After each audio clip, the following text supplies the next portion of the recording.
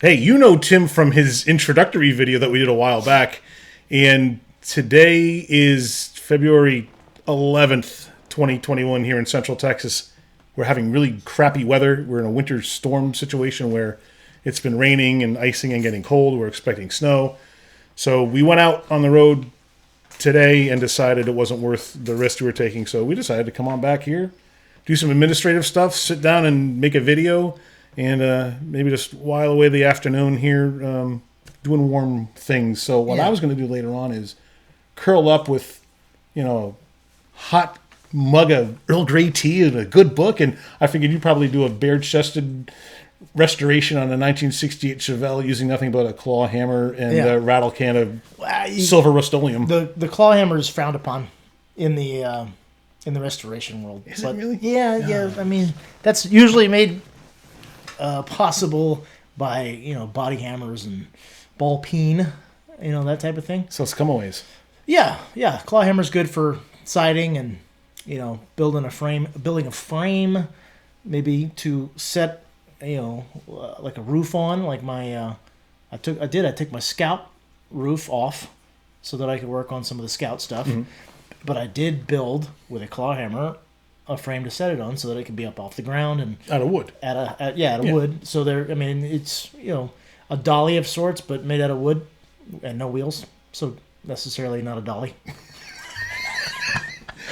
but anyhow, no. I think if I were to head home, I'd probably end up homeschooling, assisting in the homeschooling of the kid, and then maybe cleaning the garage because I made a mess. Oh. Yeah, I made a mess. Well, see, this way you get the double benefit of not having to clean the garage and increasing your YouTube presence so that your kids think you're extra famous. Yeah, my kid, she saw the one video and dad's famous, so that's fantastic. We'll see how it goes. Maybe this could be a thing.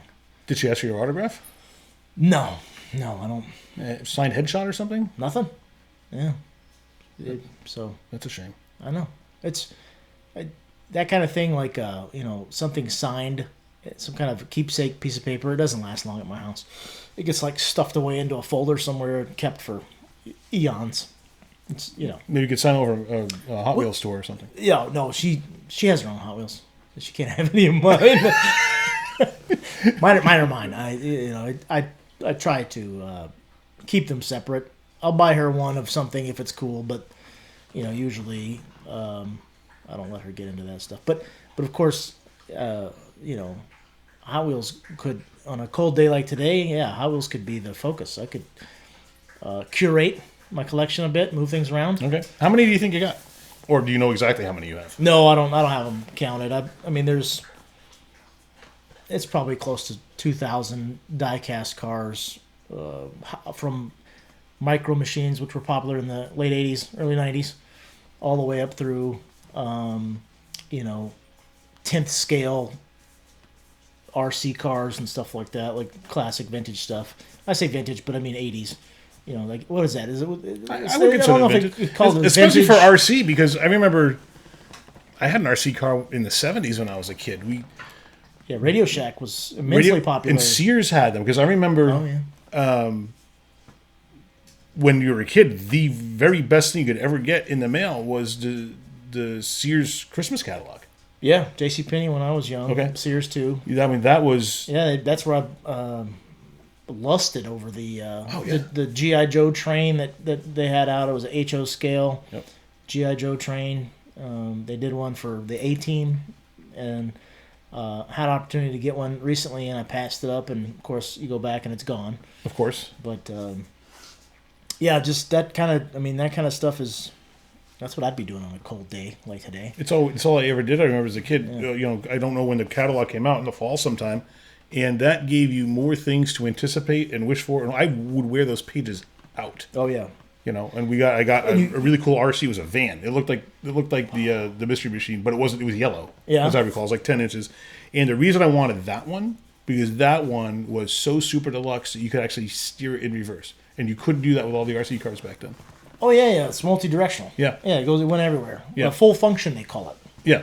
Full function. And I had more fun with that thing. So was it like a monster truck? No, it was just, if you think of the Mystery Machine as Scooby Doo van, yeah, right? It was like that, but yellow. Okay, It's so same it's like same styled legitimately in. kind of like a flat nosed, Yeah, like an A100 kind of thing. Yep. And it was slow and noisy, but it was a ton of fun. Yeah. And that was my first, I think, motorized. It's like a stabbing toy. wagon, then. Huh? It was. Yeah. It was like that. Yeah. Yeah. That was my Shagmobile. That was my.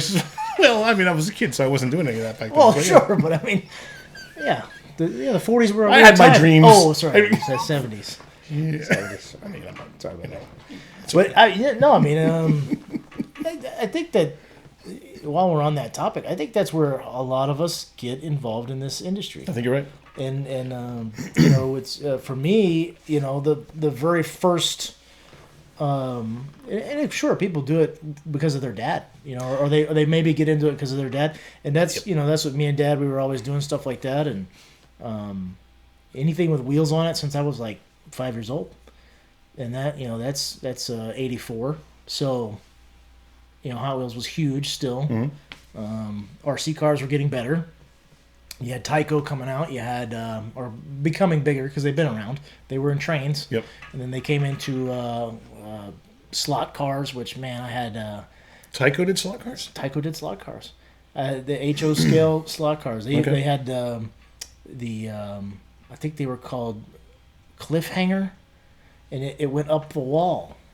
The slot track, so it would go up the wall. Oh, I remember that. It would loop back down. It glowed. It was glow in the dark. Yes, I remember this one. Yeah. Okay, so, all right. That was something that was in those catalogs. Okay. That I lusted after and wanted for so long.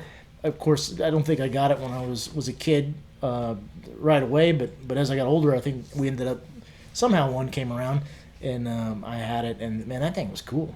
That thing was really cool. I remember wanting a slot car set. I only ever had one, but I eventually got one back when, and I don't know how big this store was, but there was a toy store called Child World. And I don't know if they ever made it out of the Northeast or not, but I grew up in New England. So we had a Child World, and it was all toys. And it was, they had the slot car set that I was just going nuts for. I don't remember how old I was, maybe 8 or so. And here's the interesting memory I have about why I wanted a slot car set. Was because I remember seeing, I think it was an episode of the Brady Bunch, okay? And I think Peter, or one of the kids, was in his bedroom, and it was before, like, one of his brothers came in, they had some dialogue. But what they were showing him doing was he had a slot car turned upside down, and he was tinkering with it. Yeah. And I remember thinking how cool that would be if I had something like that I could also tinker with. There you go. Right? And come to find, with the way a slot car is built, they had those 2 contacts on the bottom, yeah, and they get gummed up and crap, and you have to take like a pencil eraser, yeah, and clean them, or alcohol, right? Or alcohol, yeah, right? Yeah. But I had pencils with an eraser, and I just kind of fancied myself like Peter Brady at the time. I would just sit there and clean the contacts in the cars, and there's modifications. I mean, there are things you can do, tips and tricks to make your slot cars faster. I mean, wow. there were places, in fact, here in town in North Austin. There was one of the hobby towns had indoor slot car track built in the store. What? And you could move around it. You can go under it. There was like a bridge. At one point, they had it built a little differently. They had a drag strip at one point in there.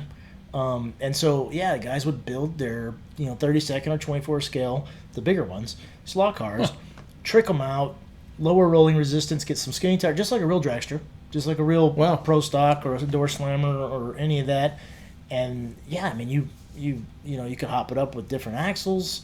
In fact, Auto World, not Child World, but Auto World, same kind of thing, but for adults. Auto World's a company that makes slot cars still to this day, and you can get hop-up kits for your slot car, so you can change your axles out, gear ratio. I had no idea. Different tires. So I mean, it's still that's the thing. There's as with tools. You can rabbit hole anything. I mean, you can chase anything automotive related, and I think it's really good that people are still into it. I mean, it's something that I would never let go. I mean, I've it really does drive a lot of my free time. If I'm not at work or I'm not with kids, I'm thinking about something with wheels on it. Yeah. Some things without. Well, I think the interesting thing about that is, until you and I got to know each other, I kind of hadn't really thought about Hot Wheels cars in forever, since I was little. Yeah.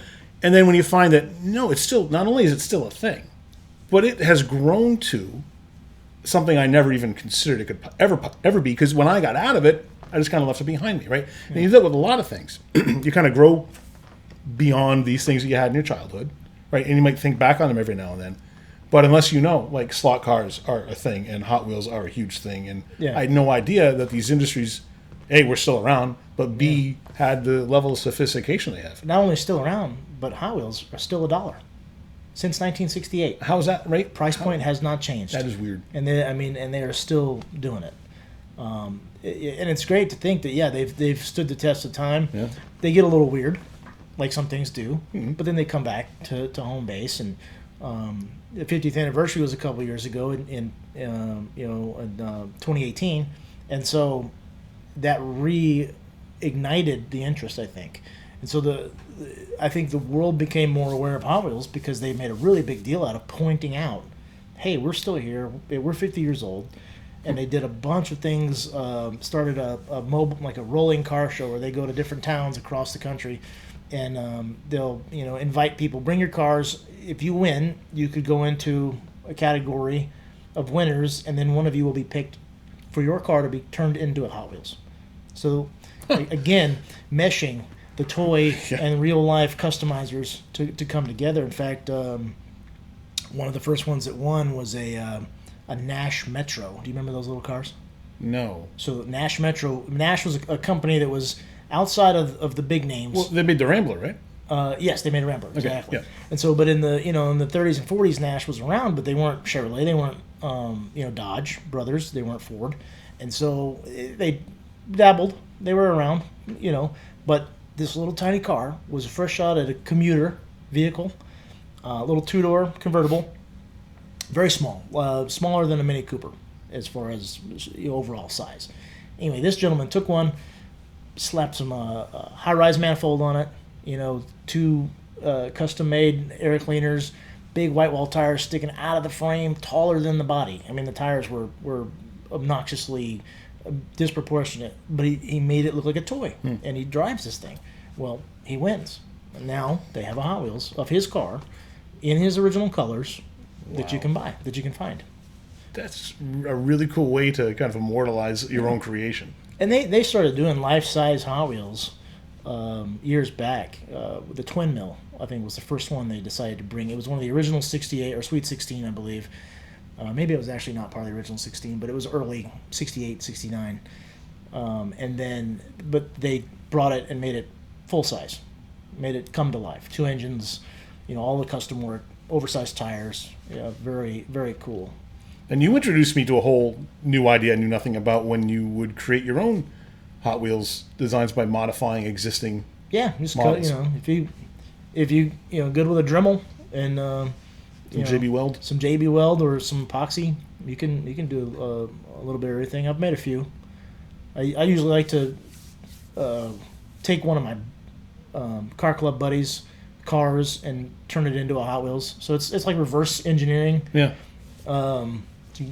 So that's been fun. Did that with a 62 Chevy pickup they have out now. It's been out for probably about 10 years now, but took one of those, turned it into a dually, lowered it, so it's got dual rear wheels, added fenders, painted it up like his.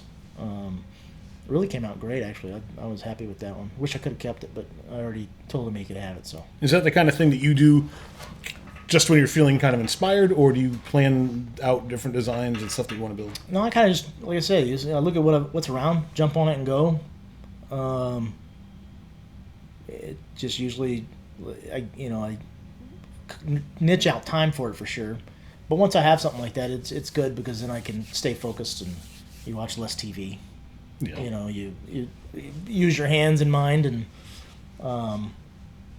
put out something that somebody genuinely likes. It's not a store-bought gift, but a made gift.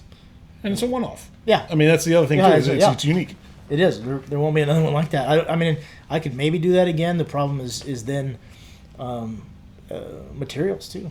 Because, I cut up a truck that you can pretty readily find, but, it's something you have to order on eBay. It's not something you're going to find on the shelf. So it's a 1956 Chevrolet pickup. I cut the fenders off and milled them with the Dremel, matched them to the side to contour the truck. Then carved out the inner fenders, JB welded it all together. It came out pretty awesome. How long does something like that take you? Become a bit of a procrastinator. That one took probably 6 weeks to complete it, just here and a little bit of time here and there. Mm-hmm. But yeah, it's 30 minutes here, hour here. I'd say if you put it all together, I probably had 6 hours in the whole project, paint and all, which is not bad. Any of those have resale value or collectible?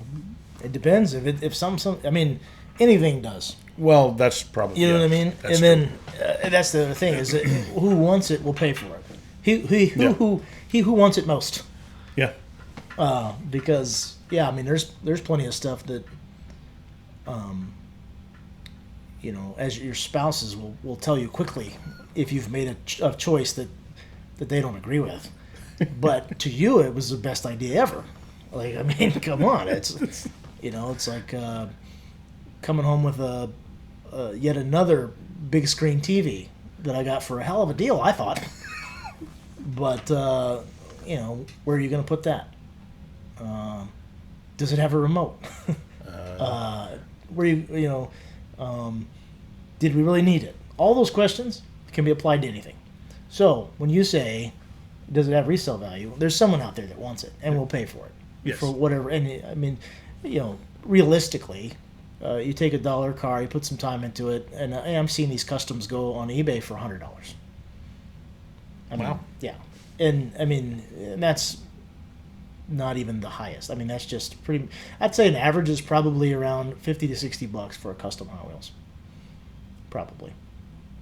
And then the rare Hot Wheels, the new stuff from the factory, even stuff that's coming out within the last 2 years. I've seen the '55 Chevy Gasser is probably the most popular casting Hot Wheels has ever put out, and they've stopped almost completely putting it in the main line, which is like your dollar level, and you can now get it with rubber tires, and they do these different custom versions of it. Well, that car, it's called the Flying Tiger Edition, and it's got like bomber art on the side of it. Mm-hmm. You have to be part of a special club first to even be in line to buy it. Then, I think you paid. Man, I want to say it was only like $29.99, but you were limited to one, and it was only a certain number of them, and so these guys bought it for $30, and this is where the hobby gets, in my opinion, a little clouded these days. They're selling it on eBay for $300, and they're getting it. All day long. These things are selling for that much money on a $30 car. Yeah. And I mean, I would have loved to have had one, but my membership lapsed and I forgot to re-up it. And memberships are limited also, so they were out for last year. I didn't get to order it. It's an annual thing. It's an annual thing, and it doesn't automatically re-up, which I would gladly pay my annual fee. Wow. Automatically. Wow. But yeah, so I mean, again, it's a hobby. It's it's not like collecting tools like we like our customers to do, but it's definitely because there's a vice for everybody, and some. I mean, people will collect stuff, especially I don't, because I don't have any time, but I'm sure I would find something interesting. Like my late father-in-law used to collect. I forget what size scale it is, but these really nice cars. Mostly race cars and NASCAR, mm-hmm. And we got them. Unfortunately, we got them in storage in our garage. We really need to bust them out because they're so nice. It'd be great to display. Yeah, he was really proud of them because he would display them all over his house. I'm thinking, we really got to do something like that too, because he would collect those and eagles. He liked eagles, so like little statuettes of eagles and stuff like that. He'd have them interspersed in the shelves between his cars, or he had a whole shelf of eagles. Then he had to go over see another shelf of all the cars. It'd be fun to do something like that. With those two are. That's a couple different, very different parts of a collection, but they're I mean, I'm not limited to Hot Wheels. I've got lunchboxes, 80s, lunchboxes, the metal ones, the metal ones. I have some action figures because I'm an '80s kid, so how could I not have Transformers? They're cars and robots, and it was one of the best cartoons ever. So I predated Transformers. They were popular with people just younger than I was, but because I was born in the '70s, do you remember? Did you ever see Micronauts? I think Micronauts was what Transformers are based on. Okay, I believe they were little die-cast. Yeah, little tiny if you robots. actually, there's a documentary on Netflix, no plug, that it was TV that made us or toys that made us. Yeah. Okay. The toys that made us or something like that. They do Transformers, and they talk about how it actually was a Japanese company, and then I believe it's Hasbro took it over and created what it was. So that's a good. If you're into that stuff, that's a good thing to watch. It's because fun. that's what I was into for briefly, but then I found myself getting interested in other things, and I was fascinated with Star Wars when it came out. I was all about Star Wars when it came out. Yeah, which those guys that have their original stuff, man, thousands of dollars for a figurine. And I wish I could find, and I know I've got it because I would not throw it away. It's probably in a box in the garage. Was later on I got interested in photography, right? And then I got a job working in a photography store, and they were just geared to pros. Yeah. And I would get to know some of the customers, and I was chatting with one guy. He was an old timer, and I don't know how we got on the subject, but he was talking about the old style flash handles that were handles about this long, about that big around, and you'd screw in one of the silk filled bulbs in them, and you put a big reflector behind the bulb, and this would attach to your big old view camera, and you'll that was your flash. The handle to that flash was made by a company called, I think, Graflex, if I remember right. That was the prop that was used for Luke Skywalker's lightsaber in the original Star Wars episode. Makes sense. I did not know that, and he told me this. I'm like, I have got to find one of these. He goes, yeah, well, it's got the ribs in the side of it, right? No, like older than that. This was the one that older, Obi-Wan Kenobi said, "This is your father's lightsaber." Sorry, it wasn't Luke's. It was the one that Kenobi Anakin's. busted. Yes, right. The original, right? And if you look at the movie, you can see it's this plain gray with this goofy thing coming off the side, which was the thing that it clipped to the camera, right? So I said, man, that'd be cool to get one of those. I wonder where I get one. And then we started chatting about it and then moved on to other things. A few weeks later, he comes in and he gifts me one. Nice. With silk-filled flash bulbs that would go in it. Nice. And a reflector. I'm like, this is the coolest thing. And I actually have now the prop that was, the thing that they use as a prop. And I can't find that because I thought that was such a cool piece of cool. memorabilia. And especially, not only that you thought it was cool, but then this guy had one. And he was willing to give me one. Yeah. Because for him, he didn't care. He had a million of them. Yeah. Right? Didn't matter. And that's, so part of what got me going, when I was a kid, there's a place called Trash or Treasure. And it was like a thrift store or mostly antique type things. Mm-hmm.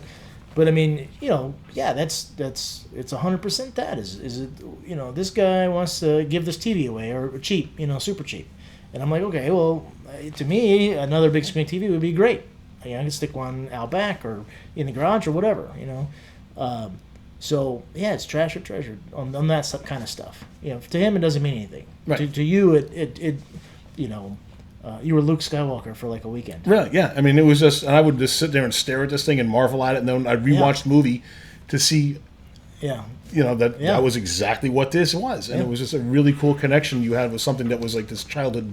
It's interesting how just as a people we're attached to things. Very much so. Like in the hobbies. You know what I mean? So I think that's cool though. But the Star Wars thing, imagine if you had all the stuff. And then George Lucas went and ruined it. Wow. But that's another I don't know. That's another conversation. I don't know about that. Do you think you gotta remember, two different generations here. I know. I tell you, I didn't really like the prequels as much as I like the new stuff. The prequels, like episodes 1, 2, and 3. Right. No one liked those. Yeah, no one. They were stupid. Well, no one who knows Star Wars, but I didn't really know Star Wars at the time. I just still didn't like them. But you couldn't because they were dumb. This latest stuff is pretty awesome. I've heard good things about Mandalorian. I haven't seen it because I don't subscribe to their streaming service. Disney's got it, right? Yeah, I don't. And then we kind of gave up after the newer installments came out. We had not seen the last episode. the Rise of Skywalker. Yeah, I never saw that because they started getting kind of dumb. They Disneyfied it by I can't. You can't have a Baby Yoda and appeal to. You can't have that and appeal to the original Star Wars fan base. You can't. It's a different fan certainly base. Intrigued to find out how is there a Baby Yoda, because it's not Yoda. It's a different being. He has a whole different name, man. It is. So it's not Baby Yoda? If they called the world started calling it Baby Yoda, but you got to watch this thing. Do I have to though? You do. I don't know if it's worth buying their service or not. I don't know. It's just not. Are you afraid that you're going to be a slave to Apple if you do this? No. Are you afraid that they're going to take you? You have all Samsung phones. I think you're safe. I've never been an Apple fan, especially growing up in my. You hate Steve Jobs. No, I actually admire him for a lot of reasons. I know. And you should.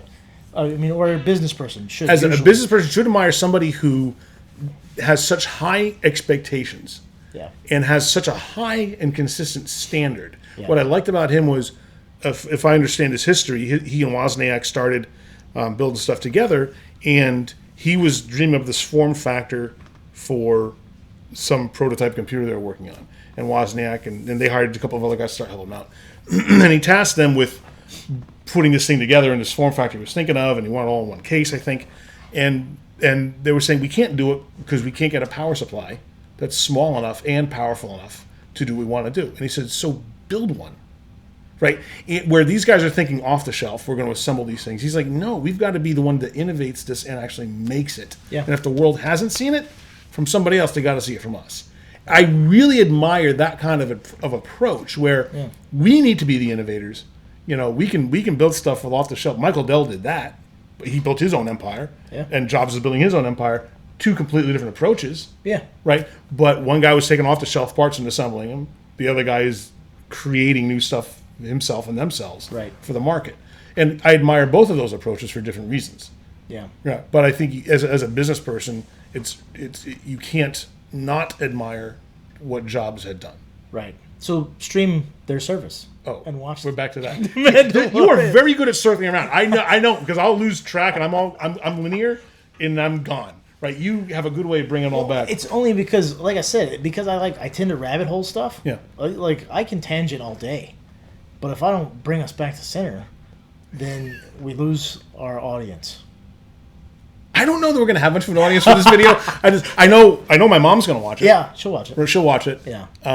Maybe. I mean, we started about what do you do on a blizzardy, wintry Austin, Texas day, which for people who are watching this from around the country are probably going to say, that's not so blizzardy or wintry. Not. So why didn't you go to work? That's what they're going to ask. So here's a funny thing, right? Because I grew up in New England, right? So and we moved here. Jacket. We moved here from northern New Hampshire. So if there's one thing we know is winter and snow and cold. Right. Yeah. Right. And I usually don't take advantage of ice days, but I mean, when your side mirrors are freezing on your truck as you drive, that's dangerous. It is. And the thing that I always heard about from people who lived in southern states was, it's not that the weather's worse, because it's not. It's just that we're unprepared. Yeah. Roads aren't treated. No, in fact, there was a distinct lack of salt on the overpasses I noticed today. Oh yeah, for sure. I was like, why didn't they think of this? They've been saying it's they've been forecasting death for ice 2021 and then nothing on the roads. I noticed that. Yeah, but I was with you, and I'm trying to get to my first shop today and struggling to change lanes, right? Because I couldn't see because the mirrors are iced up. Yeah, mirrors are iced. You got fog in there. Yep, and people aren't using their headlights, so you don't know they're coming up beside you or something. It's icy. That's like I said. I had to outwardly to the social media world. I had to get on to people about their lights. Hey, turn your lights on, morons. I mean, I can't see you. I'm in a big truck. I'm causing a lot of wash. And as I drive. Did they respond positively when you sent that out? I haven't read as many of the comments yet. My oldest sister, who is probably one of my favorite people on the planet, said, "Oh, sorry, I'll turn mine on."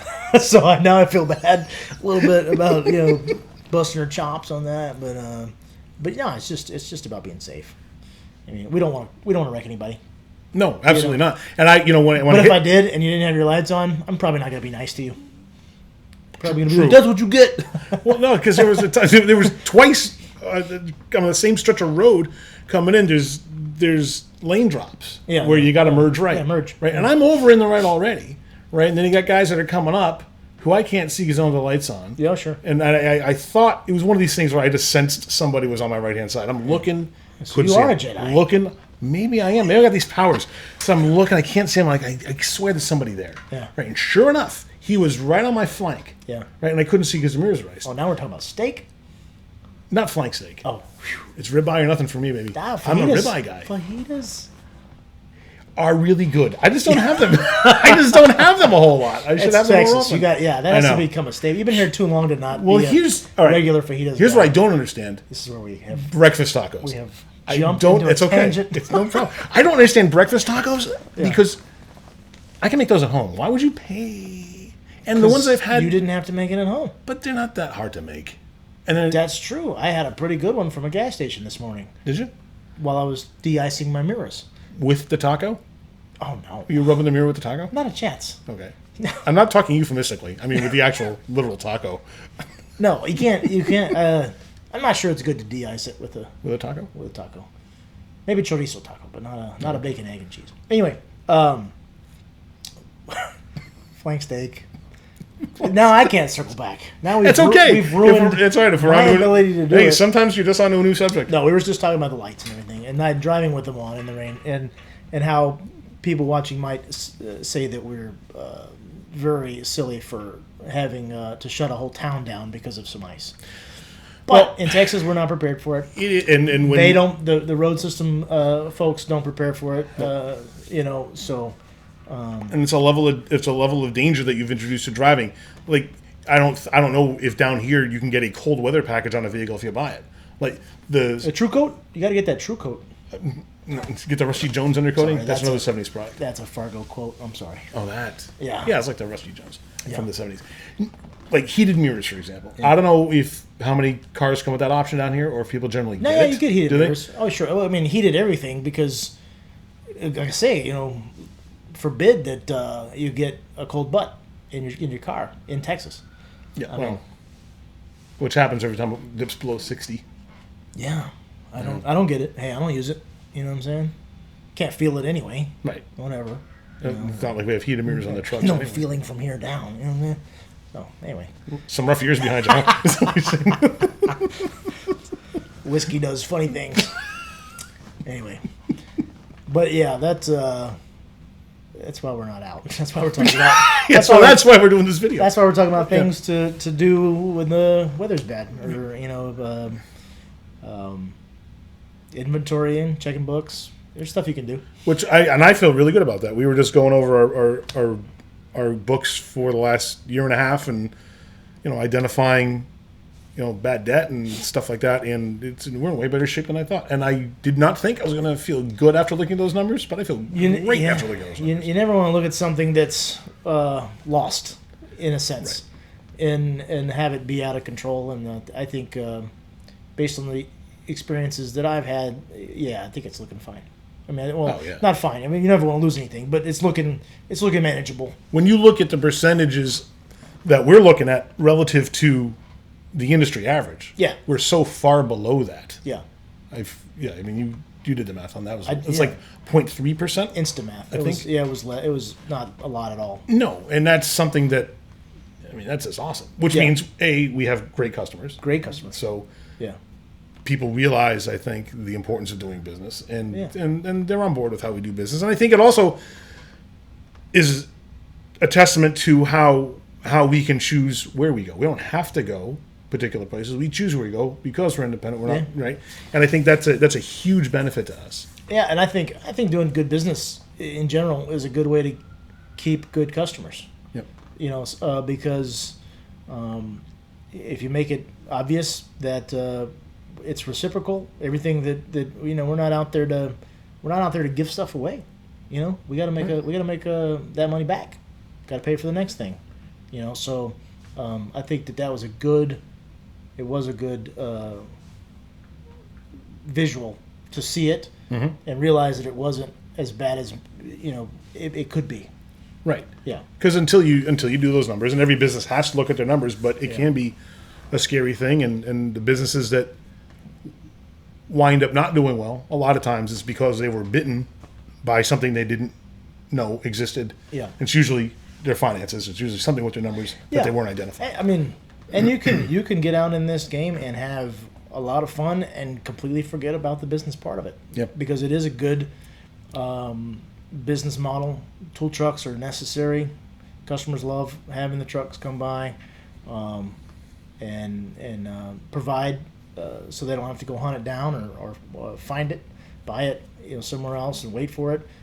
So yeah, it's a good refresher to say, hey, we're doing all right. And the one thing that you kind of lose track of, I think, in whatever you do, is other people's perspectives about who you are. Yeah. Right. And that's something that I am constantly getting reinforced to me, is how important a tool truck is to a mechanic. Yeah. Right. And in doing these videos, actually, where I've been actually having sit down interviews with guys, it's the one common thing that I keep hearing is just how important a good toolman really is. Yeah. And I feel good about that because, people are happy to do business with us. Our business is growing. Yeah. And it's nice to be able to have some real sit down time with people in an interview format and get their perspective on that. Yeah. And then even Robert Whitley said, he says, I just like the tool truck life. He says, I like getting on the truck, hanging out for a few minutes, laughing, making some jokes, whatever. Yeah. And then seeing you next week. And I often underestimate or don't properly estimate how important having that few minutes of time is for a guy.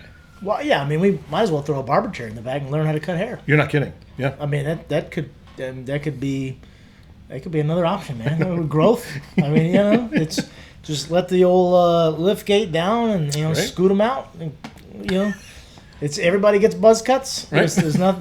You get one haircut type. Yep. That's it. Yep, we'll put on your account. Flat top. $20 a week. Yeah. If you want a mullet, it's extra. I mean, it's just the way it is. Glue hair on. It's extra. Yeah, we might have to do less work for a mullet because we're only shaving the sides, but sacrificing our self-respect to give somebody that look. Come on now. No, you rocked it. It was good. And it wasn't nearly as mullety as some others. It's coming back. I noticed that. It's like it's been a little while, so we'll have to figure that out. Maybe. Good. I'm not going to lie. It looks good on you. I mean, I was thinking about doing the Wild thing from, Major League. The Charlie Sheen with the, cutting the triangles in it. Yeah. What if you do like one side? Just like shave one side. And the other side is grow. No, my 8-year-old wants to do that. Does she? Yeah. Wow. And dye it blue, but that's not happening. The whole thing blue? That's, Okay. Not going to happen. Not going to happen. No. Where'd you get the idea told from? Told her she's in charge. She's in charge of her hair when she moves out. That sounds fair. No, I know that's an old archaic parenting ideal, but it's not a bad one. It's not a bad one. I don't know. Everybody has their own opinions. Well, that's mine. I embarrassed my dad with a hairdo idea I had in high school. It was terrible. Did you do Flock of Seagulls? It was like that. Yep. Because I thought that was going to get me a girl. Nope. You know what it didn't do? Get me any girls. And then, but with me, I know this might be hard to believe, looking at me at all. Oh. And knowing me as you do. Yeah. I was not popular with the ladies at any stage of my life. Huh. Yeah. Yeah. It's kind of strange. Well, I mean, I think I was one of those people that I just waited long enough yeah. that other people lower their standards enough where I looked okay. I had a rat tail once. Really? Yeah, that was a thing. Late 80s, early 90s. Pretty good size rat tail, man. It was worked on it, Oh, yeah. Went to my dad's house. Dad didn't like it. Mm. Walked in the door, grandma's house, back door. We were over there. No words. This man didn't say hello, didn't hug me. How you been? It's good to see you. He grabs my rat tail, pulls out his pocket knife, and cuts it off. Wow. One fell swoop. Yeah. So. Did he say anything after? Nope. I guess some actions don't need words. He was disappointed. Holy cow. Yeah, I didn't understand it. Wow. Took me a while to grow that thing. Yeah. But I think from that point forward, I was pretty lame with my hair.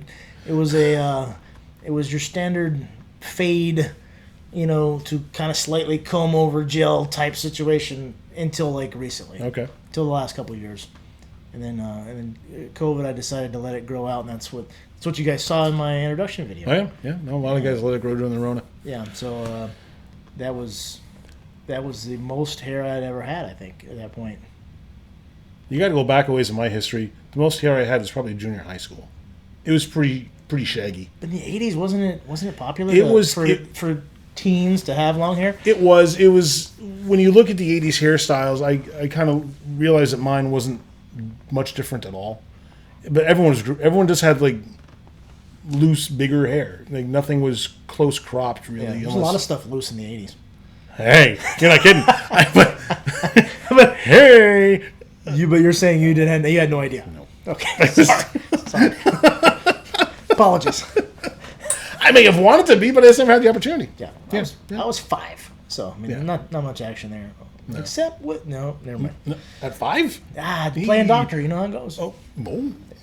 Dr. Kit. There's no Dr. Kits in my house. I'll tell you that. It's also bad for young people. But there is a kitchen with a knife drawer. Oh yeah, I'm confused now. Well, I'm just saying there's no Dr. Kit. Are we segueing? What are we doing? I don't know what we're doing. Kitchen with a knife drawer. Yeah, there's no Dr. Kits, but there's a kitchen with a knife drawer. But there's a garage with some power tools. But there's, I don't know. Yeah, there's always a garage. With power tools? Yeah. We got sharps. You can do a little document on your own. That's one thing in the afternoon we'll be doing is maybe looking at getting some more pocket knives in the truck. Ooh, we do. Yes. Always popular with the customers, keeping knives in the truck. Yeah, I got to find a display case for my truck. But you got a display. You got a nice case in yours. I just got to find one. Because we would order these things as bundle deals from the tool shows that we go to every year, and CRKT would have these bundle deals where if you get 20 knives and a case, and they throw in some freebies, it was a really good deal. Yeah, and it was great because when we get a new truck, we needed a case. So I ordered one at our last tool show, which was a virtual show. Right. They never shipped it, and I called my.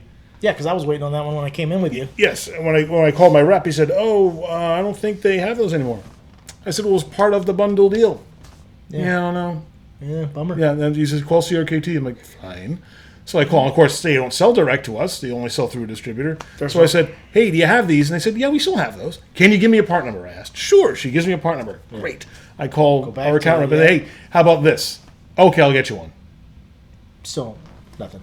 Yeah, and that was it. Sometimes there's a lot of cogs in the wheels. There are a lot of cogs, and it's kind of surprising that all of us involved in these distribution, retailer, sales are as good as we are. And I don't feel so bad about forgetting the things I forget when I look at all the things that I could be forgetting. Sometimes it's completely not our fault. I mean, it's out of our hands.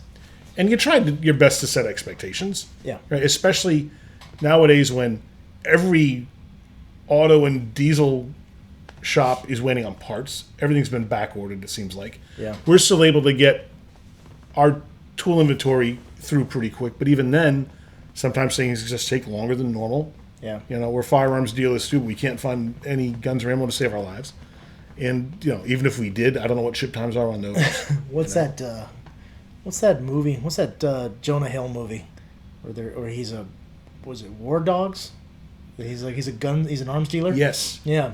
It made me think of that just now when you said, we're firearms dealers. That was a very interesting movie because it was a true story. Oh, was it? Yes. I didn't think I knew that. It was. Okay. And I thought that was really interesting. Yeah. These guys would go, they'd get these crumbs worth of government contracts. They get awarded the contracts, but they couldn't fulfill the contracts when they were trying to do one, I guess, where they were rebranding Chinese manufactured ammo and kind of selling it through this. I don't remember all the plot points, but it was fraudulent, come to find. Because they, and then one of them ratted the other out. He went to prison for a while. And, man. Yeah. He reneged on a... Well, we're not going to do that. We are not going to do that. No. If we sell Chinese ammo, it's going to say right on it. Yeah. There's nothing behind the curtain. I know. Yeah. Of course, we can't find any ammo from China or anywhere else. No, It's it's kind of dry up there to be a dealer right now, unless you're one of the big box, and then you got lines. Academy guys are going to Academy waiting in line because they'll get the schedule of their deliveries. Had a customer went to Academy at 5 a.m. Ooh. They open at 8:30 or 9. He was third in line at 5 a.m. So two guys decided to get there before he camped at Academy. in the, blistering cold 76 or whatever it was a couple weeks ago here in Texas. Now it's 36. Went in at 5 in the morning, and there's 2 guys in front of him. And then by the time the doors opened, there were 20 guys in line trying to buy ammunition. That's crazy. And it is crazy. It's a crazy time. Everybody be careful out there. You got to be, because we hear the stories regularly, because so many of our tool customers are gun customers too. And one guy was telling me something similar, but by the time he got to the counter, like, sorry, we're a lot of it. Well, yeah, 3 boxes per. That's it. At Academy. I think Cabela's will let you buy 5. Which, my theory on this is not a popular one, but if I can get through a couple magazines before anything bad happens to me, I see that as a win. I don't think you're going through 5 boxes of ammunition in an altercation at your house. I'm just saying, that's just my opinion. Maybe not popular, but I don't think you need all that. I think that's sound reasoning. Yeah. Yeah. So, but and if hell, give me a I can't even think of the name of it. Give me a slingshot and some ball bearings, and I can do just as much damage to some, for some. You can be surprisingly accurate with a good slingshot. Yeah, why not? I'm blind as a bat, but I'll put lead where it belongs. Don't know how. I can feel it. Maybe it's a Jedi thing. Well, because Luke did it with a blast shield down when he was training with Obi-Wan on the Millennium Falcon. I have no idea what you're talking about. Yes, you do.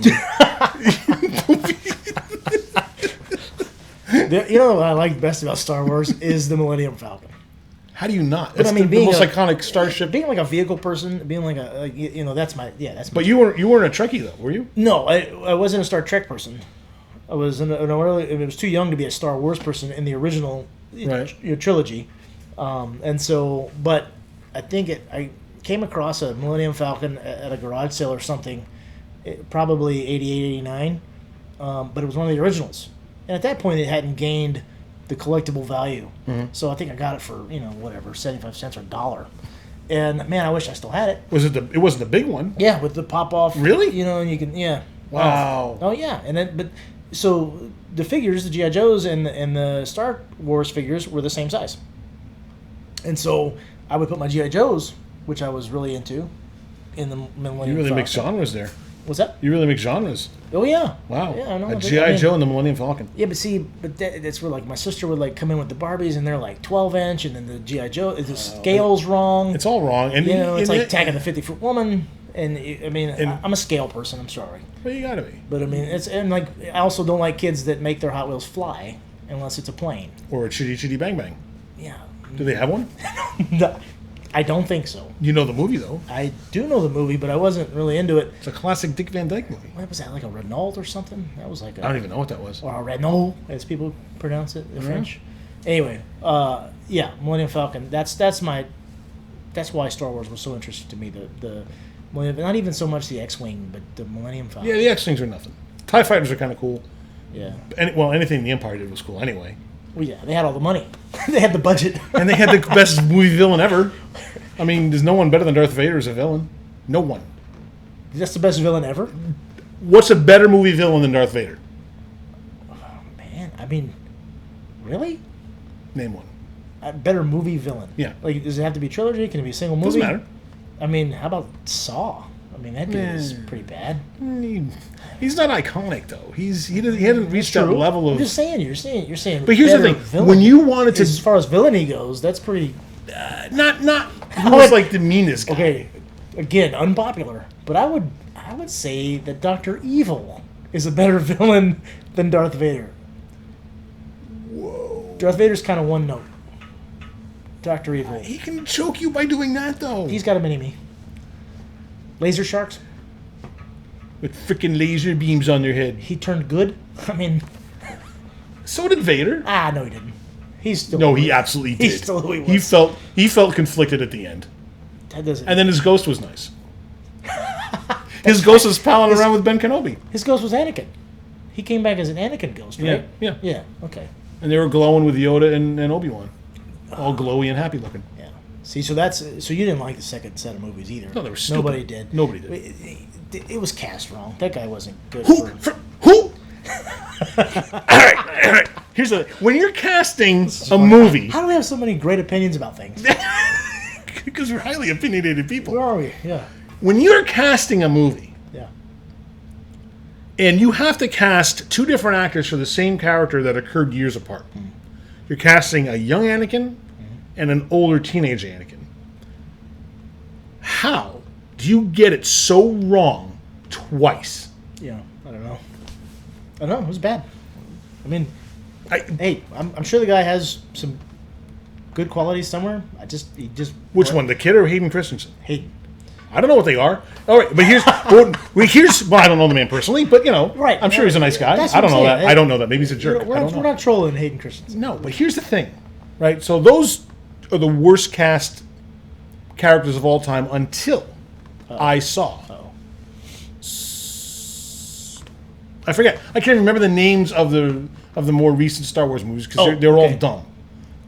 The one where they introduced Solo and Leia's kid.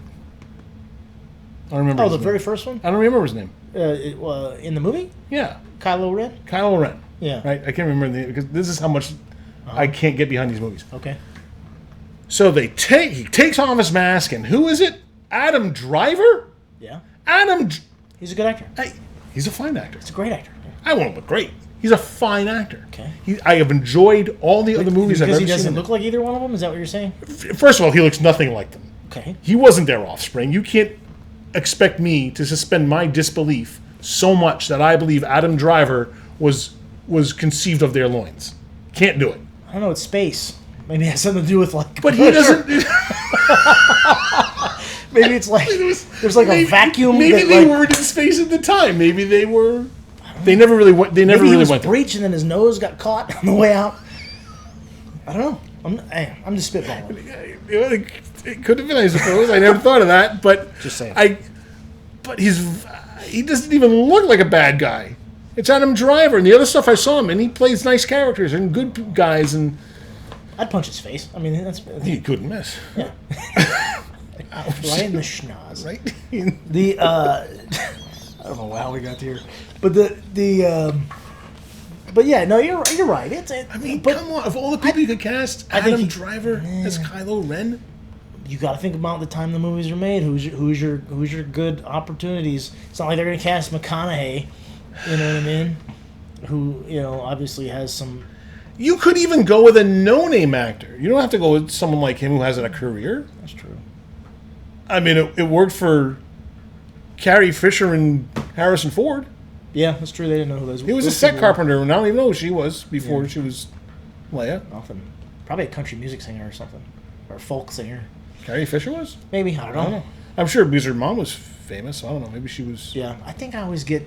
And it's funny because it's always that generation of like singers and actors. I get a lot of people confused. Like Crystal Gale was a country music singer. Mm-hmm.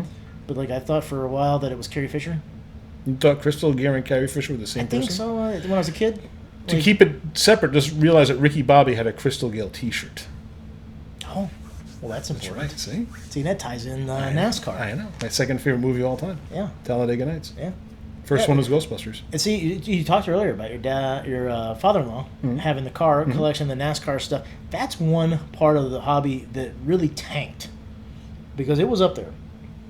You had like stores you could go into to buy NASCAR collectibles, jackets, hats, all that. NASCAR faded, obviously. It lost viewership. A lot. Because at some point it became, I guess, what would you even call it? I don't want to put a type of people into a certain envelope here. But it was easier to stereotype the sport earlier on because it was typical. It was done in the southern states. It was more rednecky. It is, but as you got guys into the sport who were from California, Illinois, and other more. Well, they brought in that one Baja driver who became 8-time or 7-time champion. Jimmy Johnson. Yeah. Right. So, no, 8-time. Yeah, 8-time. Because he beat the other guys. No. Because Dale, Richard, and what's-his-face all have 7. Jeff Gordon, right? No, Jeff Gordon didn't have 7. No. Anyway, Dale Earnhardt and Richard Petty were tied with 7. Right. So I think Jimmy did beat him, get the 8th, didn't he? No. So he's just tied with those guys? Did he tie? I can't remember if he got. Yeah. Did he fall one short? Yeah, he sucks. I can't remember. Who, Johnson? No, he was actually.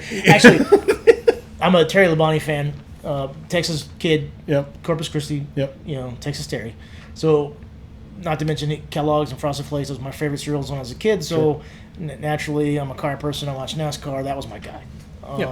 So when Terry got out of it, in comes Jimmy. And so I, became a Jimmy Johns fan, had all the rookie stuff, but that's what I was saying. I went to this place. It was called Winter Circle. And you could buy die cast and all these collectibles. And, man, I was buying that stuff up like crazy when I was in my, 18, 19, 20, in that time frame. And then the bottom fell out. And I mean, I'm paying $59, $69 for these cars. What year was that, you think? 24 scale. Well, it was 99, 2000. Okay.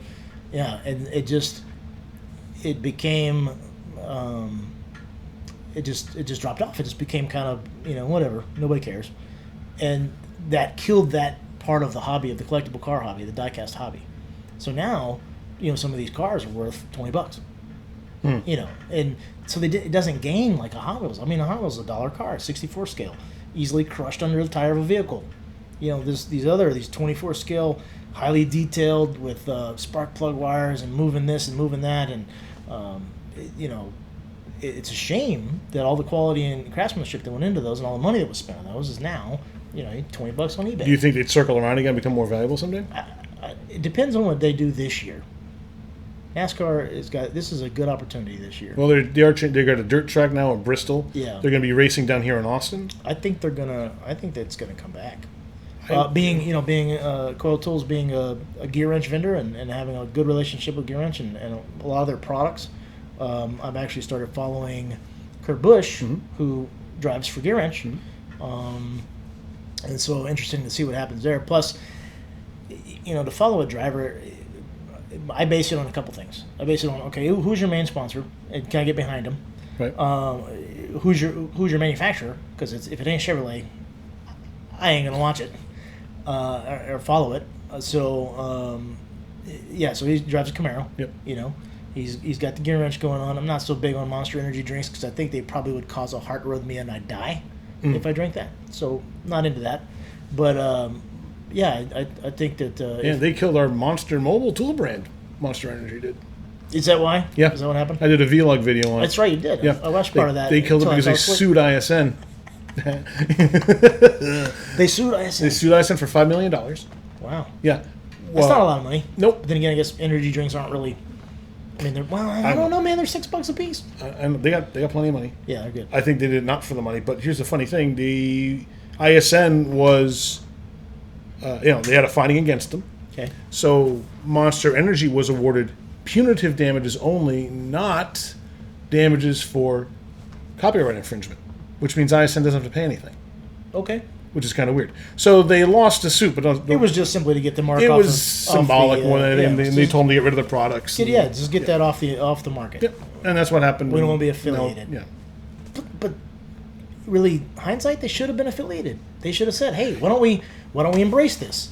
And now, not only are we the sponsor of one of the biggest auto sports events in the world, but we also have a tool line.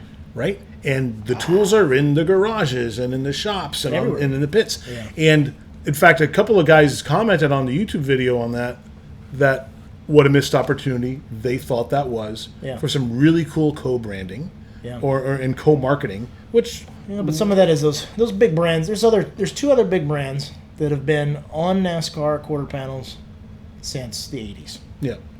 And that's probably has a lot to do with why they couldn't get a foothold if they wanted to. I don't know, because they don't have huge sponsorships. No, but it's on, every other car is one of the two. Is it that many? I mean, there was... Oh, yeah. No, look at so you got your major sponsors, which they don't do very often, the tool companies don't do. They don't. But in the 80s they did. In the 80s there was a Mack car. And the reason I know this is because in my collection I have Matchbox made Matchbox Superstars. And it was a really cool, bulky, big fat tired die cast. And they had paint on the whole car? Or most of it? No, the whole car. So I have from 0 to 99, and I got these from a good buddy of mine, and I bought them all. I had to have them because those were the NASCARs I played with when I was a kid. Yeah. And I have all the haulers. I have it all. And so the cool thing is that, yes, there's a Mack, fully painted Mack, major sponsored car. There's a DeWalt, which they still have a DeWalt, but there was a DeWalt. There was a Stanley. Yes, there still is too, I think. There was a Stanley fully sponsored car. Yep. I don't think Snap-on ever did that, but Snap-on still has, I think they call them product sponsors now when they have like the small sticker. And that's what I was saying. So that's what it's gone to. Yeah. But yes, Mack and Snap-on are on almost, I would say almost every other car. Yeah, and I think that their sponsorship, if I understand right, because we service some race shops, and I think one of the guys at the shop I service was saying that for product sponsorships, I think like the pit crews get some products from the tool companies if they win, sure, or something like that, right? So it's not like they're throwing tons of money, no, but they get some brand recognition there. They display their name somehow. Yeah, but I mean, Monster missed the mark. They did. That was a completely wasted opportunity. Instead of killing it, they could have had opportunity there. I would think so. And meanwhile, you have things like the Top Fuel races are, you have Matco, Mack. I don't know about Snap-on. I think Cornwall too. Cruise Pentagon drives for Snap-on. Okay, yeah. Then they've got these guys are full sponsorships with useless. Yeah, and then I mean exactly. You see, and then Top Fuel, they've got them in everybody. Yep. So they're still out there, and I don't think I've seen Gearwrench presence in drag racing. In drag racing, that would actually be interesting to see. It would be interesting. I don't think I've seen it either. Yeah. No, I was really stoked when they actually started wrapping Kurt Busch's car. So they were only doing it for like 4 races out of the year. Yeah, I don't know what they split it one time where it was half Monster, half That's right, Gearwrench. That was a cool car. In fact, I've been looking to get that diecast, the 24 scale. So yeah, but I mean, you see here again, we circle back to the diecast collecting situation. I know. Back to NASCAR. Until today, I had no idea you were even into it.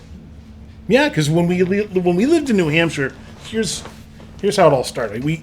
I watched it casually as a kid on TV, right? But when you watch racing casually, you can't appreciate it. I didn't really know anything about it. I didn't have any appreciation for what was going on, right? So to me, it's just cars going in a circle, which it is to any of the uninitiated people who watch something like that, right? The people who judge, right?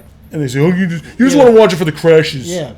Or First of all, they're judging the bare-shirted guy in the infield with a number painted on his chest, which I mean, he's just passionate about things he likes. Right, and number one, it's okay to want to see a crash in a race. Yes, that's part of the danger element. Yeah, it's spectacular. It's exciting.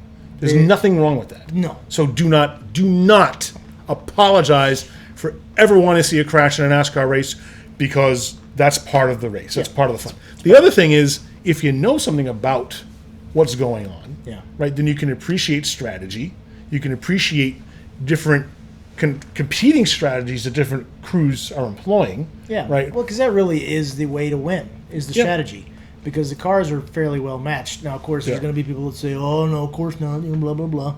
No, the cars are matched. The reason people get in trouble and get sent to the back is because they did something they shouldn't have done. Right. They get caught. They're trying to make it as matched as possible. So strategy and driver ability is what makes it happen. Now, I'm not on the board of these guys are athletes. Sure, they're athletic. They take care of themselves. They're driving a race car. It does take skill. I'm not sure. And endurance, for sure. Athlete. I'm sure that they would argue that, because it takes a level of endurance that most people don't have, especially on a summer. Well, then I'm an athlete during a summer race. I have a terrible amount of endurance when it comes to drinking beer. No, I think you'd be an athlete. You've had a lot of endurance. That's a lot of endurance. You drink a lot of beer. Same thing. I don't know. I've never. I'd go with it if it works for you. I'm just saying. Can you get some sponsorship? If you've got endurance in anything, then you could be called an athlete? I don't think so. Will Coors give you a shirt? I'm just shooting down your theory. I don't know. Coors? I don't know. Like banquet beer? Something. Get some sponsorship out of it. No. Let's pick a better beer. I don't know. There's not. If they gave you a shirt and free beer, wouldn't you drink it? Of course. 100%. Obviously. Anyway, I digress. But yes, the NASCAR thing is, I mean, it's, I hope it does recover from things it's been through, especially things it's been through recently. Well, they're always introducing new rules packages. They're they're trying to introduce. Well, they changed the format of the race a few years ago. Car will be different next year. Yeah. Yeah, another new car. Yep. So we'll see. Well, remember the one with the big wing? Remember when they went through the car of tomorrow? Oh yeah. It had the spoiler and it looked like a tuner. Yes. Bad time for NASCAR. They brought the Camaro back on the track. We haven't seen the Camaro in years. Yeah. Until, was it last year or the year before? Was the first year the Camaro came back? Well, yeah, but the Camaro was in the Busch Series. It was never in the major series until recently. Oh, okay. Yeah. Yeah, it was always full-size cars. But the Camaro was on the track in the SECA and the road course stuff, as soon as it was available, 68, 69. But yeah, when they brought Camaro, it was odd because I was used to seeing full-size nameplates out there, the Impala, Chevrolet SS, the Lumina was a I guess technically a mid-size car, but not a Camaro. Right. By any means. But yeah, the Camaro looks great with paint on it. We should bring back true stock car racing, though. Like bumpers and stuff? No, but the cars don't seem like they're not the same car, though. That's the problem. It doesn't look that far off from a race car when you park it next to a 2018 or 2019 Camaro. No, but there's nothing stock about a stock car today. Oh, right? no. Like, they're all purpose-built. You're saying just like true stock car. Like, door slammers with a roll cage you got welded in? like we see a race that has like a Subaru Outback, a Toyota Yaris. You lost me. And no, we're not going. You lost me. No. You started what with- if we introduced a figure 8 track? That's different. Now we're talking. That's different. Which you can actually see on Because then YouTube. you're gonna be for sure seeing wrecks. Yes. Yeah. Cletus McFarlane, that guy, he does some cool stuff with. He races all kind of stuff. I saw on YouTube a school bus race on a figure 8 track. Yep. If you want to see something fun, It's also watch that. in the movie Cars 3. There's something like that going on in Florida, which you might expect. Oh, okay. Yeah. That was a good time. Made me wish I was Figure 8 driving stuff is awesome. I know. Why don't they do that more often? Rest in peace, Thunder Hill Raceway in Kyle, Texas. There used to be right down here. That's gone? That's gone. They closed it. They shut it down. When? I know exactly. It was like 5 years ago, maybe. Really? Yeah, it's been that long. But yeah, as I became more adult and I was being able to buy some project stuff and work on some things, I was like, man, I wanted to build a roundy round car. Sure enough, they shut the track down. And I'm not going to drive. I don't have the bandwidth to drive forever to go to a racetrack, so that would have been fun on the weekends. Man. But anyhow. That's a bummer. Yeah. We could totally have done that. We should maybe like do a figure 8. You said school bus. Why not tow truck? Tow truck figure 8 race. Can we use someone else's tool trucks? Yes. Yeah. No. I'll ask around. See if you know anyone. Yeah. I'll put the feelers out. Yeah. There's tooltrucks.com. There's plenty for sale up there. Yeah. No, but I mean, can you imagine the splintering of all the particle wood if a tool truck got hit? They're kind of lightweight construction. Those boxes are not made to take a lot. Yeah. Cabs and chassis. Well, what if we go with like your old style truck? Oh, like a van? Like a van. Sliding door step van? Yeah. No, because if we find any good ones, I want to turn one into a mobile Hot Wheels vendor situation. And taco truck. Yeah. I mean, we should be selling tacos now. There's a lot of people that's that say true, that. Actually, constantly. yes. I'm sure we would. All we need is a food handler's license or something, I think. How hard could that be? I mean, see, it would be too gourmet on your truck. No, we don't have to be, snooty about it. Oh, me, I'm flat top. I'd never even scrape it. Just keep cooking on it, man. Wow. Season it up. Okay. Yeah, that's the best. The best flat tops are the ones that get the least love, I think, because it just had saturated flavor. It's delicious. Yeah, I know. Oh yeah, Dan's Hamburgers. I know you don't. I've never been. You don't eat out much, but no. There's one on Manchac and Ben White. Yes. And I was told they took special care to keep their grills clean or not clean from like not being cleaned, but just from being damaged in the remodel they did. Mm-hmm. And then I went back in there a couple weeks after the remodel was done, and the burgers tasted exactly the same. So kudos to them for that couldn't have been easy. Committing to keeping that the way it's supposed to be. That couldn't have been easy. Yeah. Yeah. No, but I think that we could easily put tacos on a tool truck, and clearly that's our ticket to dreams. Yeah, that's how we get customers. Untold. You spend $250, you get a couple tacos. Why not? Piece of cake. Yeah, it's easy. Are we going to have them pre-made or are we going to make them up on the truck? You know, it depends. It really depends. I don't know. There's a guy works out of South Austin, goes to all the shops, beeps his horn. Pops his trunk. There's a cooler built into the back of this Camry. Okay. Good prices. $1.50 on tacos. I mean, that's cheap. Wow. That's dirt cheap compared to even the gas stations. If we charge $3 and put them on people's truck accounts, Yeah. No, we can make this work. I don't know. Finance your Wait, tacos. As long as I don't have to wear a hairnet, they're uncomfortable. I don't see why I'd have to wear a hairnet. Okay, good. Yeah. Well, then fine. But I don't make the rules. Maybe the food handler's license dictates we wear hairnets. Yeah. I think it's only if I'm rocking a glorious mullet. I think that's the only time. If it's short, I don't think you'd have to care. We'll do what we got to do. My eyebrows might be an issue. You wear two little hairnets over. I don't know. They look all right. Yeah. I mean, we're not talking like Michael Dukakis level eyebrows. Well, who's the former? He had big eyebrows. Yeah. What was that other? There's an actor too. He was. Was it Khrushchev? Yeah, he was in that movie. He was in that movie with Bullock, where he hit his head on a train rail and forgot who he was. What's that guy's name? Something Gallagher. I don't know. Anyway. A movie with Sandra Bullock? Yeah, he forgot who he was or something. I don't know. Yeah, sorry. I usually am pretty good with movie titles. And I don't know. actors, I don't see too many Sandra Bullock movies. Yeah, you don't see much movies at all. I do though. Yeah, but I mean, not very good ones. Hey, just okay. Maybe not related to pop culture. Maybe not cult hits. You're not seeing a lot of cult hits. But I'm proud of you for the Ricky Bobby thing. I had no idea. All right, name number 2 movie. Name a cult hit movie. Pulp Fiction. Oh yeah, many times. Okay. Love that movie. Snatch. I have seen it. Okay. I just don't remember that one because I saw it once. Kathy didn't like it, so we didn't really. Yeah. Yeah. Trainspotting. I never did see that one. No, but that's the one about the heroin addict, right? Yeah. That was a Ewan McGregor movie, right? I believe he was in that. Yeah. See? I haven't seen it, but I know all about it. Training Day.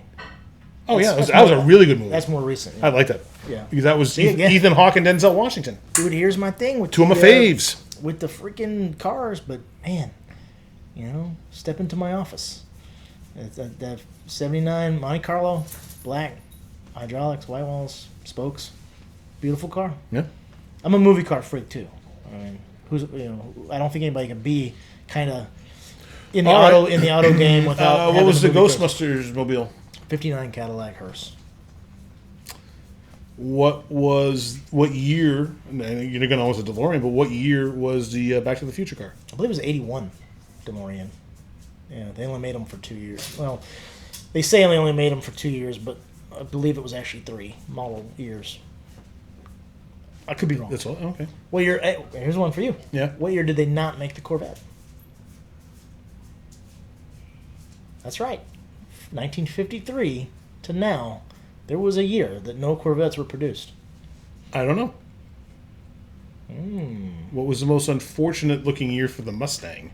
All of them. No, they had some very good ones. There were some that were pretty bad. No, and they turned that thing into a family car. It was a bad idea. 1969 and 70 fastback Mustangs are probably one of the top level cars, visually. But I was in love with the 67 GT500. And then, of course, they featured it in the Gone in 60 Seconds movie, which you need to see. I have to see that one, yeah. So that I can actually talk about it and you know what I'm saying. And quote it and you know what I'm saying. Okay. So what year did they not make the Vet? No. There are no 1982 Corvettes. Really? Yeah. Huh. Why? Bumpers. Government standards. Yeah. They didn't get it ready in time. Really? Yep. Just on that one model? No, yeah, Corvette. Just they could not meet. They didn't want to. I believe the story is they didn't want to compromise on the look of the car. They had to come to this government mandated bumper regulation by this certain time, and they missed it. It's 82 or 83. Crap. Now I'm doubting myself. Oh. I'm gonna have to Google that. Have to Google it. Yeah, I usually have that right on top of my head. It's probably 83. Because when I think about it, I don't remember. I think 84 because they came out with Crossfire Injection in, I believe, 84. Smokey and the Bandit. What was the car? 77 Trans Am was the first one. And how about Knight Rider? What car was Kit? He was a Firebird, but it was a Formula. But here's the thing: I don't know the year model of Kit, but Kit is like a late '80s Firebird Formula. Okay. Yeah. Are you better with movies or TV shows? I'm better. I'm pretty good with a lot. Hardcastle and McCormick. Wasn't that a damn?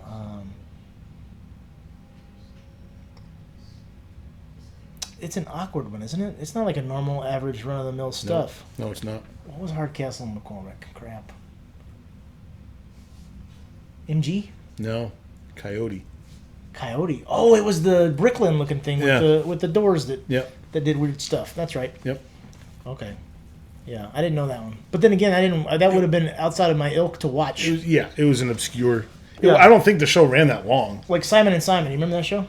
I never really watched it. So, like, you know, the one what they wanted to portray as the average brother, drove the '57 Chevy convertible, and then the other guy drove the Dodge Power Wagon with the huge bumper on it. Which actually I have that in a Hot Wheels. Hot Wheels brought that out. They brought that car out. Good. They do an entertainment series. Do they have one of Kit from Knight Rider? Oh yeah, Kit. Does it have a little light in it? Kit? No, I do have one that has a light in it, but that's made by another company, and it's a 25th scale. Cool. They have Kit, Car, and the Pursuit Kit, which it like opens up into the faster, stealthier with the wings and the nose and all. Yeah, so they made all three. 1983 GMC Vandura. I mean, come on. Probably one of my absolute favorite of all time. I have that thing, and I have some originals. Original from back then when it first came out. I have some of the new stuff they're bringing out. There's a company called Greenlight that makes a really nice movie car diecast. Mm-hmm. Doing that. How about cartoons? Cartoons from like Hot Rod Magazine cartoons? No, like cartoons that were on TV and the cars that were used by Speed Buggy. That's one of my jams. Okay. I just got a Speed Buggy lunchbox. What was the Scooby Doo van? Well, it wasn't a real van, but it was based loosely on a Ford Econoline or Dodge A100. It's kind of a mesh between the two. Yeah. Love it. Man, you're good. Yeah, I like it. Can't get a curveball by on this one. Well, except Chitty Chitty Bang Bang, you didn't know. No, I don't know what it is. I know the car, but I don't know what it is. But again, it was a cabriolet, four-door situation from the 30s or 20s that I just wouldn't care about. I could give two about it. No, I don't know what it is. Yeah. I found it interesting. I'm not a old movie fan, and I don't really get into musicals at all. Yeah. But the wife forced me to watch Sound of Music recently for the first time ever, and I believe they had some really cool cars, obviously, but they were rolling around like Mercedes, but like 30s and early 40s Mercedes, just gorgeous cars. How come you've never seen Sound of Music? Just it wasn't my thing. I mean, I'm A-Team. That's based on real life stuff, though. Yeah, so's the A-Team, right? No, not as much. No, man, they have all those rounds, just nonstop firing, and nobody changes the magazine. And nobody ever got hurt. Nobody ever got. Well, that's right. They were like a no-kill show. It was a no-kill show, and they blow things up all the time, right? Yeah. And then the bad guys go flying, and they'd have these low camera angle shots of a dude coming over. Yeah. Oh, dude, right? Chips. Remember Chips? They never drew their guns in that show, I heard. Yeah, never. But Chips was, some of that camera and the filming and stuff like that in those shows was far better than today's. It's way better. But the problem is, I always felt that without a body count, the A-Team was just a little bit lacking. Yeah, no, you're right. Because all the bad guys get blown up, and then what I always didn't like at the end of the show was there's always the bad guys, and this is a lot of the ways things were in the 70s and 80s, particularly in movies and TV shows. Once the bad guys just got beat up enough, and they realized they were beat, okay, that was the end of it. Oh, okay. Fight's over, right? And all you had to do, in a cop show or something, was you hold the gun on somebody. You always held the gun at waist level too. It was never any of this. It was always you hold the gun at waist level. Yeah. Right? And then the bad guys go, okay. You got me. I don't know. Right? That's it. That's like it's tethered to your belt. It's true. I guess they never really thought of that. They were, but I got you. And then all the cops, West. all the detectives wore 3-piece suits, and they all had snub-nosed 38s, and it was all waist high. Dragnet. Yeah. Yeah. What were the cop cars in Car 54? Where are you? I have no idea, but it was That likely was a Fred Gwynn show. That was a great show. Probably a Dodge Monaco, probably. Okay. Or a Diplomat in the late 80s, but Car 54 was like 70s, right? No, that was 50s. Car 54 was 50s? Mm-hmm. Oh, well, then that couldn't have been that. That would have had to have been, I don't know, I guess I didn't know. I thought that was like a 70s or 60s, 70s show. No, that was a black and white show from the 50s. Really? Yeah. Well, I had no idea. It was a fun show. Fred Gwynn, or Herman Munster, starred in that. And it was just a really cool cop buddy Yeah, I guess I never really paid attention then. Yeah. But yeah, most of the cop shows, late 70s, early 80s, was like Dodge Monaco. Okay. In Smokey and the Bandit, they had some Shaker Hood Dodges and stuff like that. That was awesome. I mean, those, like, if you ever wanted a cop car, that's the one you wanted. It was like, it's got like a Trans Am hood in a Monaco. Or I think they probably had some Pontiacs. Of course, Buford was driving a Pontiac or a Buick, I believe, in a couple of the movies. Mm-hmm. But yeah, I mean, yeah, car movie. There's a car movie database. You can look it up. There is? Internet movie car database. Why didn't I just assume there was? Yeah, I should have. And you can search a car, and it'll tell you every movie it's been in. What? See, that's part of the reason I was so excited about my Scout. Right? Yeah. Is that Salma Hyek drives a Scout in 2 of her movies. Which ones? Desperado and Fools Rush In. Both Scout 2s. I've only seen a couple of her movies, and I can't remember which ones they were. Yeah. But I'm like, well, hey, if it was good enough for her, it's good enough for my fam. Well, yeah. Salma Hayek. Right. Obviously. Yeah. Yeah. So that's part of that, yeah. And I always wanted to build movie car in real life, like something from the childhood. The Fall Guy was a great show. $6 Million Man. Yeah, I know. I'm just trying to think of what cars were in there. I don't remember. It doesn't even matter. What were the Chips? What were the Chips motorcycles? Those were actually, I believe, Kawasaki's. Yes, they were. Yeah. Wow. But Fall Guy drives an '83 GMC, or '81, I think technically, GMC High Sierra Grande. So Really? it's a 3500 4-wheel drive pickup, 2-tone. Okay. Man, it's gorgeous. But I've always wanted to build one of those. Always. And maybe one day, but... Wow. Yeah. Do you think that you would have enjoyed being a movie vehicle wrangler for a living? That would have been awesome. Yeah, I mean, there's been a couple times that the car club's been approached about putting their cars in stuff they've filmed in the area. That I wish I would have had time to get it, one of my cars in a film, but nothing major, like nothing that I would have. I think Transformers was looking for more modern vehicles. Photo bomb. It must be time for dinner for the dogs. Yeah. Well, Maybe. Wait, am I supposed to be home? No, I'm just kidding. No, because the dog's stomachs start going off around 2:00 in the afternoon. Yeah, no. They start nosing around for food. Wait, don't lick that dog. Don't. That could be a shocking experience. Yeah, don't lick the microphone interface. Okay. Crazy dog.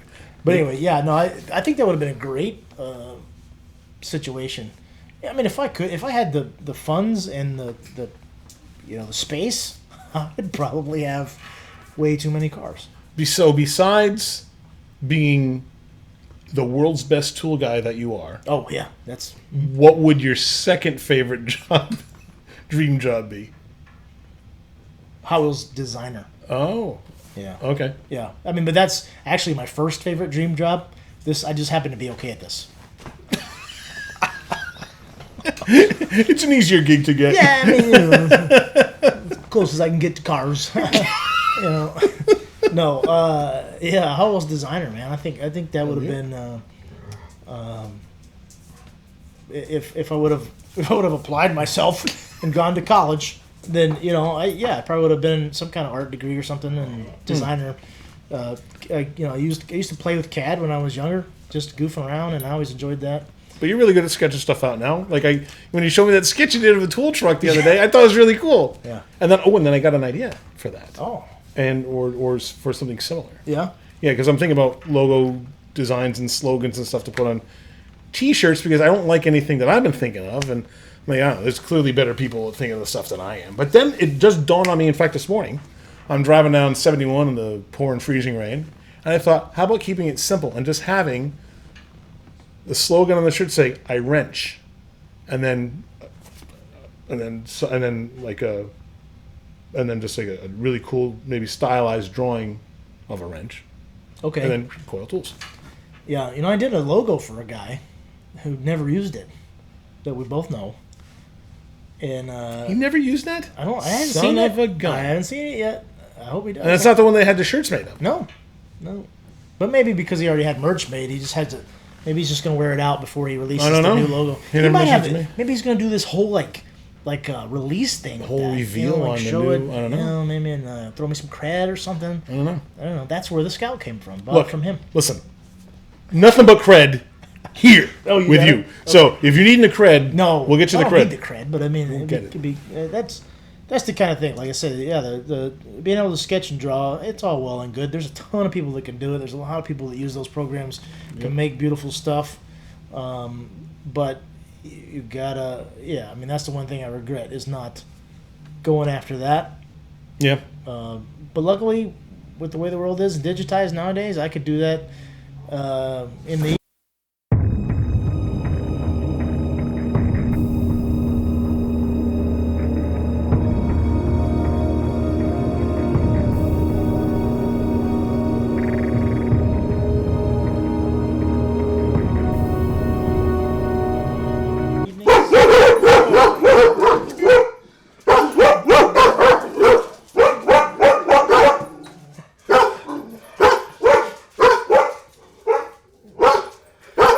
We were doing so well. I'm not sure what happened. The dog next door. We can edit this out. We will have, unless we decide to leave it in. Dog, it's okay. Oh my lord. Dude, it's alright. It could be a good time to wrap it up. We should probably wrap it up. Chat about knife order. Yeah. As soon as it dies down, we'll do an outro. Hey. It's okay. It's just a dog a mile and a half away barked. That's all it took. Here's what's funny. When I edit this video and this bark comes on, they're going to go nuts again. Because they'll hear themselves bark. Oh, yeah, you're right. That's true. Hey. It's... What? You don't even know why you were barking. The rule in this house is... We have a rule for the dogs. Yeah. Rule number one is don't bark while shooting video.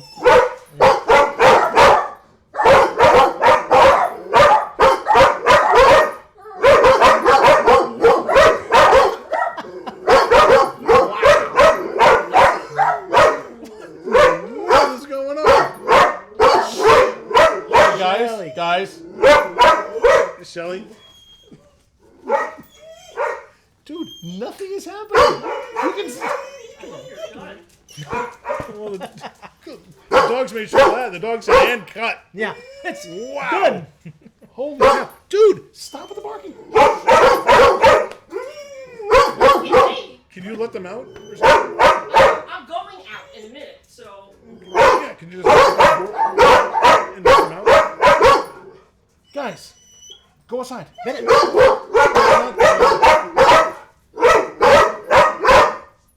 Why are you still barking? Why? What's going on? Oh, we'll go out. I'll go out. Careful. Jeez. Wow. Now they're gonna run to the fence. Holy moly! We're doing All so right. good. Where were we? We can I try know. to tie it in. That's a good question. That your second favorite job would have been a female prostitute. No. No? I mean, no. No. Okay. Definitely sure that's not it. No, I'm sorry. I'm getting your dreams confused with mine. That, That was yeah. I was No. Okay. Yeah. Okay. Are you That's coming out too. Yeah. What? We're wrapping. What do you need? No, I need a from the old lady card over there. I gotta go up with the chickens. Okay, we're wrapping up and then we'll do that. Yeah. Yeah. So now that we've gone around the horn and back again 14 talked about a bunch times, of stuff. we did. We actually killed my aspirations of ever starting my own YouTube page. Why? Because we talked about almost everything I would talk about. But you would do stuff so much more in depth. Nah, I don't know about that.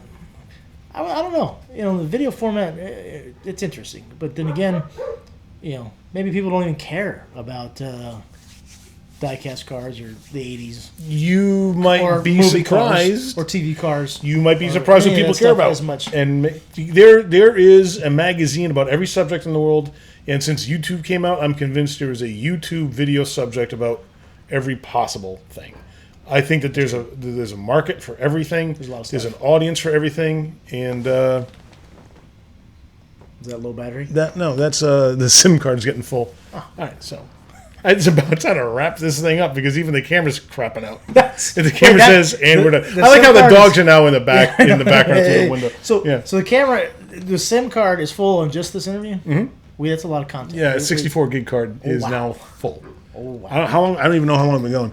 An hour and something. I don't know. We got 2 minutes left, so it's probably a couple hours. Anyway. So bringing it right back around in a cold, blustery, wintry day. We in Austin, Texas. Decided to kill a couple hours making a video, Yeah. get to know Tim a bit more, and hopefully me at a level because that we don't generally get a chance to And it's, communicate with the audience with. There'll be time for tool talk sometimes. Absolutely, You got we're real people. we are. We're real people. Real flesh and blood people. Yeah. And I mean, I think that's what most of our guys like about us. You cut us, we bleed. We need love. Yeah, I mean, mine's gravy, but whatever. You bleed, I have gravy. I bleed. Yeah. I bleed ragu. Now, what are you Yankees? What would you bleed? Chowder? Chowder. Yeah. Yeah, the I'm not sorry. the red Manhattan chowder. I regionalize. It's fine. It's like There's it's like stereotyping. There is but nothing wrong with stereotyping. regionally. There's nothing wrong with stereotyping a Bostonian. Okay. Because the stereotypes are absolutely true. Yeah, most of them. And I can say that having grown up there. Yep. There you go. I just don't have the accent. Thank God. Well, I'm from. I don't think I have a Texas accent either. I'm from Texas, so I don't think the accent's always.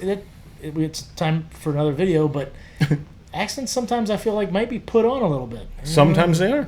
Some people vacillate between different accents depending on who they want to relate to. Yeah. I'm not one of those It's people. like Sofia Vergara. There's no way she still talks like that. She's been here and making movies and TV for a long time. She really has. So, yeah. just saying. But it's working for her. It does. It works. Yeah. It surely doesn't not work. At any level. It's Sofia Vergara. Everything she does is A-okay with me. Top line. And Salma Hyek. Emmy-winning, award-winning, all of that. And if she hasn't gotten them, SAG she's awards for not sagging. Good job. been well done. Maybe she's watching this video right now. Yeah. I doubt it. Doubt it. But is there a bot that can tell when names are said on the internet? I don't know, probably. And you're like, hey, this came in. I mentioned you here. If they can't, shame on them because this is 2021. We own a vacuum cleaner that sweeps my house for me. we talked so much. We talked so much that we ruined it. Yeah, I think so. Because I don't think it's 0 minutes left on that card.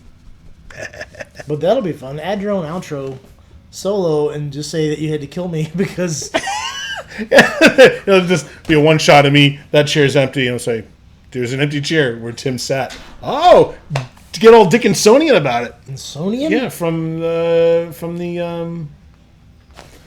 what's it? You lost me. Oh, Christmas Carol. Tiny Tim. Yeah, Charles Dickens wrote A Christmas Carol. Yeah, but what? There was an empty chair?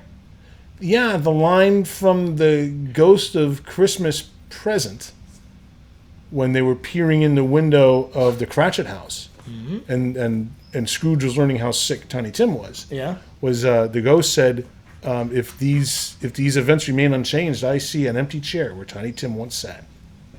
Oh yeah. Yeah, tugs at the heartstrings. Yeah. I like Scrooged much better.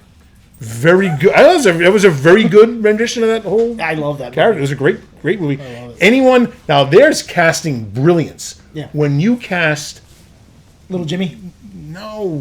Mary Lou. Yeah, big eyes. What? The chick with the big blue eyes. The gymnast. Or no, the former Olympic gymnast. Mary Lou. What was her name? Renton. You cast Mary Lou Renton as Tiny Tim, throwing away his crutch yes. and doing That was somersaults and flipping that's and right. tumbling. That was It's awesome. just enough. That was fantastic. It's just big enough. Late 80s. Yes. Yeah, pop. Now, here's what we're doing, though. What I noticed is we're still rolling audio on this, even though we have no video. This is a black screen right now. You could just put in like the Coyle Tools logo. We're gonna leave. Yes, we're gonna. So we can outro on audio. We can outro on audio. And we can say that we completely wasted a lot of time. gigs of video. Yes, and not wasted because honestly, it's not a waste. None of it has been wasted. We might edit out some of the dog barking. And I'll probably have to be paid time and a half for this. I think. Clearly. So let's jump off now and call it good. So, thank you for watching, and I doubt you've made it this far into the video, but if you had, we really appreciate it. And keep watching the channel because in the future we've got all kinds of interesting videos coming out, including more videos in this format where we're doing interviews with some very interesting people. We also have more Tools in the Hall videos coming up, and also some new vlog segments where we're going to talk about some really interesting warranty policies and procedures, not just with the manufacturers, but also how we handle things on the truck. So do me a favor. Click down in the lower right-hand corner now to subscribe so that you don't miss any of it. Thank you so much for watching. And remember, use a tool. Don't be one.